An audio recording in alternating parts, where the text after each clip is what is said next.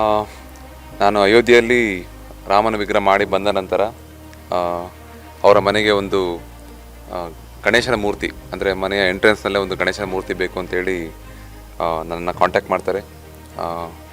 ಆ ಸಲುವಾಗಿ ನಾನು ಮುಂಬೈಗೆ ಹೋಗಿ ಸುಮಾರು ಒಂದು 6 ಅಡಿ ಎತ್ತರದ್ದು ಪೀಠ ಸಮೇತ ಭಾಳ ವಿಶೇಷವಾಗಿ ಕೆತ್ತನೆ ಮುಖಾಂತರ ಕೆತ್ತನೆ ಮಾಡಾಗಿದೆ. ಈಗ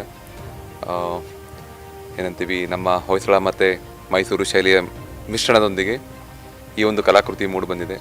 ಸರಿಸುಮಾರು ಒಂದು 6 ತಿಂಗಳಿಂದ ಈ ಕೆಲಸ ಮಾಡ್ತಾ ಬರ್ತಾ ಇದ್ವಿ. ಏನನ್ಬೋದು, ನಮ್ಮ ಹಿಂದಿನ ಕಾಲದ ಶಿಲ್ಪಗಳ ವೈಭವ ಮತ್ತು ಅಷ್ಟು ಅಥೆಂಟಿಕ್ಕಾಗಿ ಕೆತ್ತನೆಯನ್ನು ಮಾಡಿ ಒಂದು ನಿರೂಪಣೆ ಮಾಡ್ತಾಯಿದ್ದೀವಿ. ಬಹುಶಃ ಅವ್ರಿಗೂ ಇಷ್ಟ ಆಗ್ಬೋದು. ನಮ್ಮ ಕಲಿತಿರೋ ಕಲೆ ವಿದ್ಯೆಯನ್ನೆಲ್ಲ ಸೇರಿ ಇಲ್ಲಿ ಮಾಡಿದ್ದೀವಿ. ನಾನು ಅಯೋಧ್ಯೆಯಲ್ಲಿ ರಾಮನ ವಿಗ್ರಹ ಮಾಡಿ ಬಂದ ನಂತರ ಅವರ ಮನೆಗೆ ಒಂದು ಗಣೇಶನ ಮೂರ್ತಿ ಅಂದರೆ ಮನೆಯ ಎಂಟ್ರೆನ್ಸ್ನಲ್ಲೇ ಒಂದು ಗಣೇಶನ ಮೂರ್ತಿ ಬೇಕು ಅಂತೇಳಿ ನನ್ನನ್ನು ಕಾಂಟ್ಯಾಕ್ಟ್ ಮಾಡ್ತಾರೆ. ಆ ಸಲುವಾಗಿ ನಾನು ಮುಂಬೈಗೆ ಹೋಗಿ ಸುಮಾರು ಒಂದು 6 ಅಡಿ ಎತ್ತರದ್ದು ಪೀಠ ಸಮೇತ ಭಾಳ ವಿಶೇಷವಾಗಿ ಕೆತ್ತನೆ ಮುಖಾಂತರ ಕೆತ್ತನೆ ಮಾಡಾಗಿದೆ. ಈಗ